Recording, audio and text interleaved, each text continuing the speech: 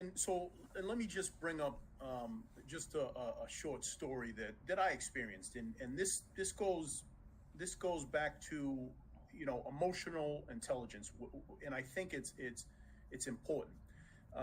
So this is a true story. So I go into a local coffee shop. I'm standing in line waiting to be taken care of, so I can have my caffeine for the morning.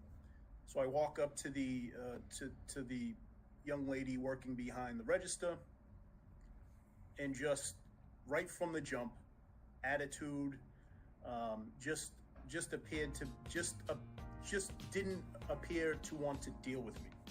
So if I didn't have the sense enough to say to think about it bigger, right? To look at the bigger picture, and if I walked away with that experience, then I could have easily gone back, gone online, wrote a horrible, a horrible narrative on the internet. That would have blown out of proportion, and I didn't get the bigger picture. And the bigger picture is this: what I did was I evaluated the situation. I stepped to the side, waited for my coffee, and in the middle, in that interim, I evaluated the next person that came to the counter.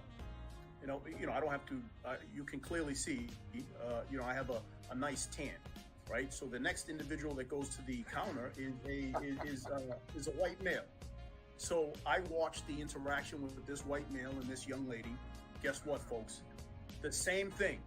So if I would have took that experience and walked away and said she didn't like me because of the color of my skin, feeling that, going away and putting something online that wasn't necessarily true. If you look at the bigger picture, and I think sometimes with this cancel culture, I think that's what's happening in some of these in some of these situations is people are not looking at the bigger picture, and their emotions are getting too wrapped into their thought process, and it clouds how they see things.